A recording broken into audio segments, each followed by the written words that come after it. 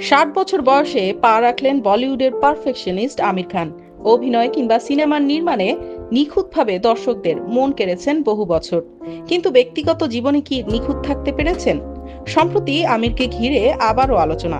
কিরণ রাওয়ের সাথে বিচ্ছেদের পর আবারও প্রেমে মজেছেন আমির। এর আগে রিনা খানের সাথে বিচ্ছেদের সময়ও তাকে ঘিরে সমালোচনা কম ছিল না। কিছুদিন আগে বড় ছেলে জুনায়েদ খানের ফিল্ম প্রমোট করার সময় বাবা হিসেবে আমিরের প্রশংসায় পঞ্চমুখ থেকেছিলেন সবাই।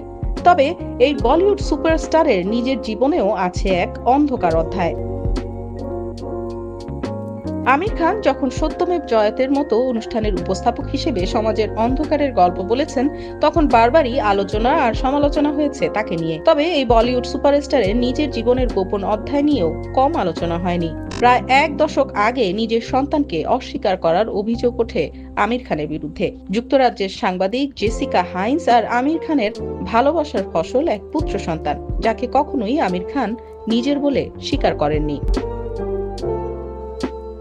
2005 সালে এক শীর্ষস্থানীয় ম্যাগাজিন এ নিয়ে প্রতিবেদন প্রকাশ করে। সেখানে বলা হয়, গোলাম ছবির শুটিং চলাকালীন সময়ে জেসিকা হাইন্সের সাথে সম্পর্কে জড়িয়ে পড়েন আমির খান। জেসিকা সে সময় ডকুমেন্টারি নির্মাণের সুবাদে ভারতে অবস্থান করছিলেন। বলিউডের প্রতাপশালী অভিনেতা অমিতাভ বচ্চনের উপর নির্মিত the big B Bollywood Bachchan and me শীর্ষক ডকুমেন্টারি নির্মাণের জন্য মুম্বাইয়ের সিনেমা জগতে ভালোই আসা যাওয়া ছিল জেসিকা হাইন্সের। সেই সময়টাতে একসাথেই থাকতেন আমির খান আর জেসিকা হাইন্স। তাদের সম্পর্ক চলাকালীন একসময় গর্ভবতী হয়ে পড়েন জেসিকা। কিন্তু পারফেকশনিস্টের কোনো ইচ্ছা ছিল না নতুন করে বাবা হবার, তাই জেসিকা হাইন্সকে গর্ভপাত করতে বলেন তিনি। প্রতিবেদনে এমনটাই উল্লেখ করা হয়। যদিও জেসিকা রাজি হননি গর্ভপাত করাতে, বরং তিনি আমির খানের সাথে সম্পর্ক শেষ করে ফেরত যান যুক্তরাজ্যে। সেখানে 2003 সালে জন্ম দেন এক পুত্র সন্তানের। জেসিকা ছেলের নাম রাখেন জান।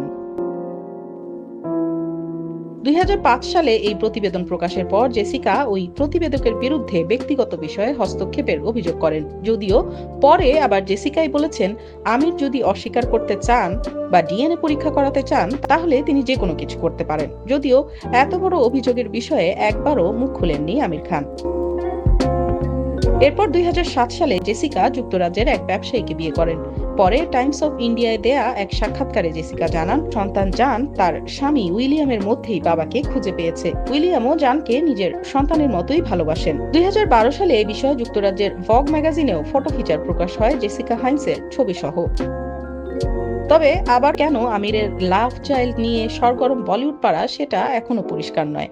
এর আগেই আমির খানের শেষ সিনেমা লাল সিং চাড্ডা মুক্তি পেয়েছে, যেটি খুব একটা ব্যবসা সফলতা পায়নি।